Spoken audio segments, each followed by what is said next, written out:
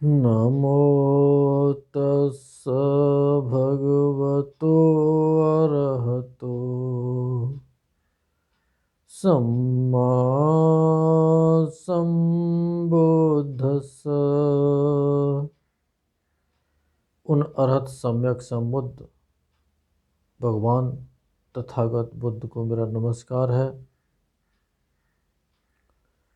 आधुनिक काल के बोधिसत्व पूज्य बाबा साहब भीमराव अंबेडकर को मेरा नमस्कार है। उन गुरुओं को नमस्कार है जिन्होंने मुझे धम्म दिया। उन आचार्यों को नमस्कार है जिन्होंने मुझे साधना दी। और आप सभी मित्रों को सब प्रेम नमो बुद्धा जय भीम। बौद्ध भारत में आपका स्वागत है। संयुक्त निकाय भाग 1 का अब 11वां परिच्छेद शुरू होता है, जिसमें संयुक्त है बालाहक संयुक्त। पहला सूत्र है देशना सूत्र। श्रावस्ती विषयों बालाहक कायक देवों के विषय में बात करूंगा, उसे सुनो। भिक्षुओं, बालाहक कायक देव कौन से हैं? भिक्षुओं, शीत वाहक देव हैं, उष्ण वाहक बालाहक देव हैं, अभ्र बालाहक देव हैं, वात बालाहक देव हैं, वर्षा बालाहक देव हैं। ये यहीं से पढ़ा होगा। सूर्य देवता, चंद्र देवता, वायु देवता है ना, और बरसात वाले इंद्र देवता, जबकि यहाँ कुछ और है। क्योंकि इन सब चीज़ों को हम जल्दी से अनुभव नहीं कर सकते हैं, लेकिन जो अरहंत होते हैं या सम्यक संबुद्ध होते हैं, वो सर्वज्ञ होते हैं, वो सारी स्थितियों को जानते हैं और सब देख करके उस पर खूब शोध करने के बाद और अपना वक्तव्य पेश करते हैं, धर्मोपदेश करते हैं। तो श्रद्धापूर्वक किंतु परंतु न करते हुए कुछ ऐसे सूत्र हैं जो कि हम लोगों की पहुंच से बाहर हैं। भ्रांति उत्पन्न हो सकती है, संदेह हो सकते हैं, लेकिन ऐसा नहीं है। संदेह नहीं होना चाहिए, क्योंकि जब अपने बारे में ही संदेह हो जाते हैं कि मैं कौन हूँ, मैं हूँ ना, ये मेरा ही तो शरीर तो है ना, ये संदेह हैं। तो जब जिस बोझ को सुबह से लेकर शाम तक और लंबे टाइम से, अब तक सालों से इसको ढोते ढोते और तंग आ चुके हैं, फिर भी इसकी इतनी इसकी सेवा, इतनी इसकी देख रेख, ये खाओ वो खाओ, इससे ये ताकत आ जाएगी और इससे बुढ़ापा नहीं आएगा, इससे सब कुछ ठीक रहेगा, लंबी आयु तक जिएंगे, यानी कि मरेंगे ही नहीं, इस तरह से। तो जब अपने बारे में संदेह हो जाते हैं, तो ये सब देवताओं के बारे में ये तो आंखें भी नहीं देख सकते हैं, अनुभव भी नहीं कर सकते, दूर की बातें हैं। ये बहुत लंबे टाइम के बाद ये सब चीज़ें अनुभव होती हैं, है ना। मुझे तो नहीं हुई, लेकिन ऐसा नहीं है कि नहीं होती हैं, सबको होती हैं। जो लोग उन अवस्थाओं में पहुँचते हैं उन सबको होती हैं। तो श्रद्धा से हमें स्वीकार करना चाहिए, क्योंकि आज नहीं तो कल हम सबको अनुभव करनी है।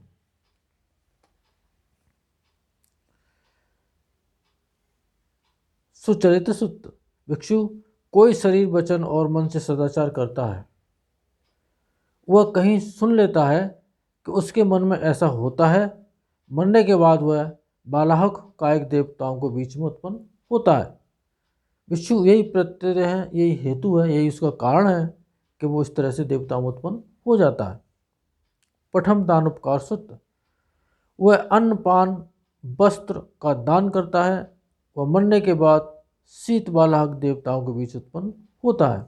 अब किसी को रजाई दान कर दो, कंबल दान कर दो, भोजन भी दान कर दो, है ना। तो ऐसी अगर भावना करे कि भाई मेरी भी कभी जा कर के ठंड रुके, मैं आज इनकी ठंड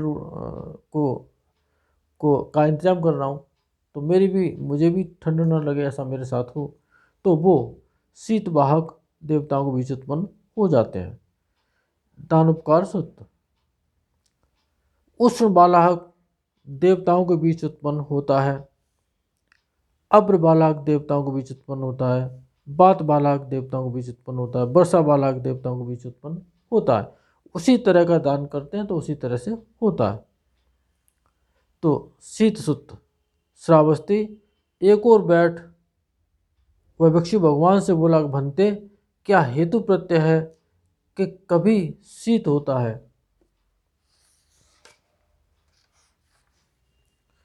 भिक्षु शीत बालक नाम के देव हैं। उनके मन में जब यह होता है कि हम लोग अपनी रति से रमण करें, तब उनके मन में ऐसा होने से शीत होता है।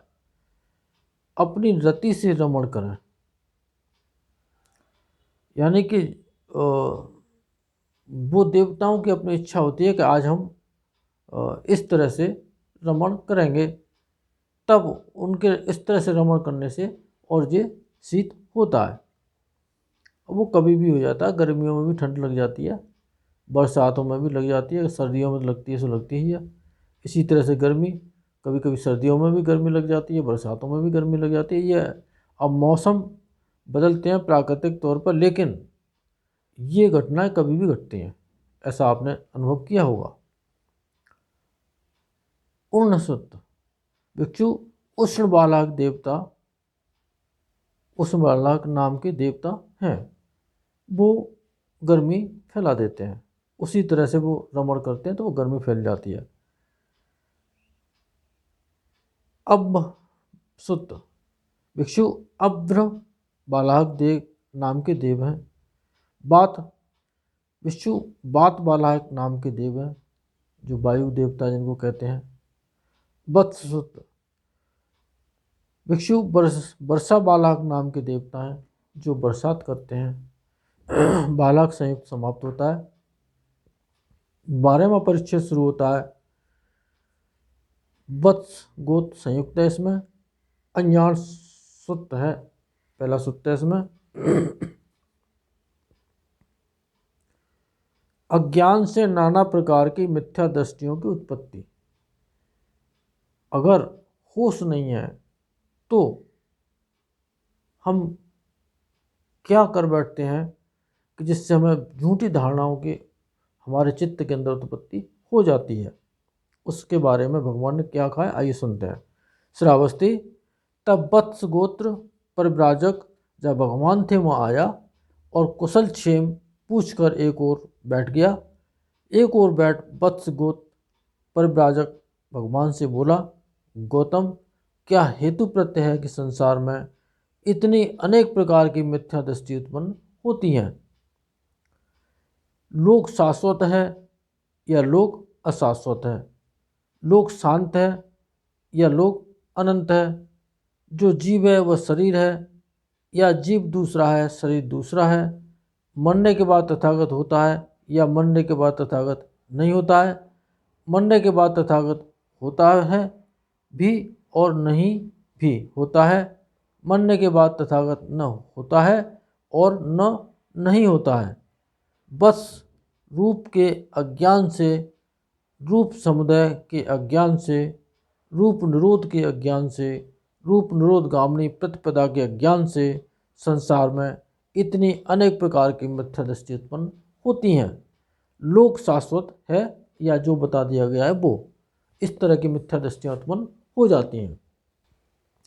वत्स वेदना के अज्ञान से, वत्स संज्ञा के अज्ञान से, वत्स संस्कार के अज्ञान से, वत्स विज्ञान के अज्ञान से, विज्ञान समुदाय के अज्ञान से, विज्ञान निरोध के अज्ञान से, विज्ञान निरोध गामिनी प्रतिपदा के अज्ञान से संसार में इतनी अनेक प्रकार की मिथ्या दृष्टियाँ उत्पन्न होती हैं।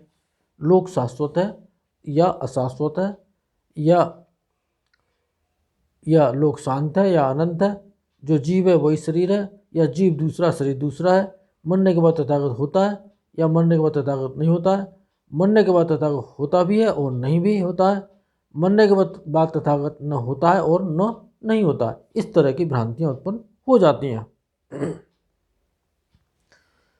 अदर्शन सूत्र। श्रावस्ती, एक और बैठ वत्सगोत प्रव्राजक भगवान से बोला, हे गौतम, क्या हेतु प्रत्यय है कि संसार में इतनी अनेक प्रकार की मिथ्या दृष्टियाँ उत्पन्न होती हैं, लोक शाश्वत है। या बहुत सारी चीज़ें उन्होंने बता दी। बस रूप के आदर्शन से वेदना, संज्ञा, संस्कार, विज्ञान,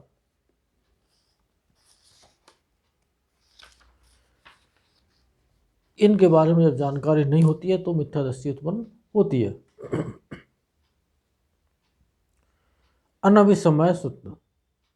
श्रावस्ती, बस रूप में अभिसमय नहीं होने से, बस वेदना में, बस संज्ञा में, बस संस्कार में, बस विज्ञान में। श्रावस्ती, भली प्रकार न जानने से मिथ्या दृष्टि की उत्पत्ति होती है। भली प्रकार का अर्थ होता है अपनी स्वानुभूति पे, अपनी प्रज्ञा से नहीं जानने से मिथ्या दृष्टि उत्पन्न होती है। बस रूप में अनुबोध नहीं होने से, बस वेदना में, संज्ञा में, संस्कार में, विज्ञान में, ये इसमें अनुबोध नहीं होता है, प्रज्ञापूर्वक जानकारी नहीं होती है, तब इस तरह की धारणा उत्पन्न हो जाती हैं। अपटिभेद, बस रूप के अप्रतिभेद से, विज्ञान के अप्रतिभेद से मिथ्या दृष्टि उत्पन्न होती हैं। असल लक्षण सत्य, बस रूप के असल लक्षण से, विज्ञान के असल लक्षण से, यानी कि और उसका जो मूल लक्षण है, असल लक्षण का मतलब मूल लक्षण, जो उसका मूल स्वभाव है, उसकी जानकारी अगर नहीं है तो भी मिथ्या दृष्टि उत्पन्न होती है।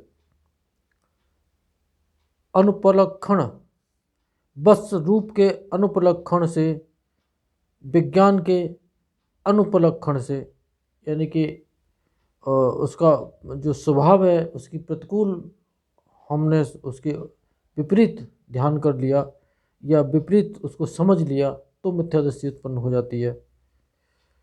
अपचुपलक्षण, बस रूप के अप्रत्युपलक्षण से, विज्ञान के अप्रत्युलक्षण से भी मिथ्या दृष्टियाँ उत्पन्न हो जाती हैं।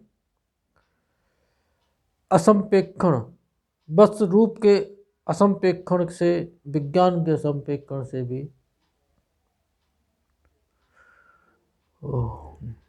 ये मिथ्या दृष्टि उत्पन्न हो जाती हैं।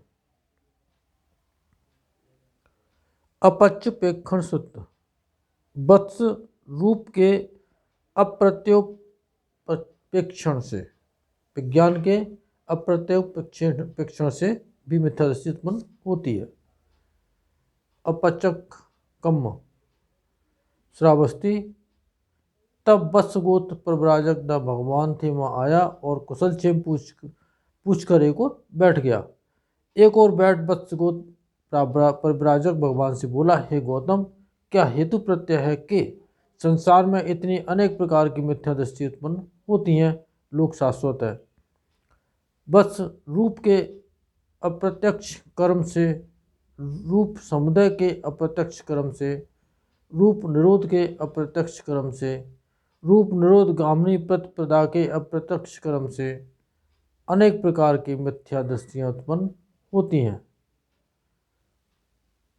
अपच्युपेक्षण सूत्र, बस वेदना के अप्रत्यक्ष कर्म से, बस संज्ञा के अप्रत्यक्ष कर्म से, संस्कार के अप्रत्यक्ष कर्म से, विज्ञान के अप्रत्यक्ष कर्म से मिथ्या दृष्टियाँ उत्पन्न होती हैं। बस गोत्र संयुक्त समाप्त होता है।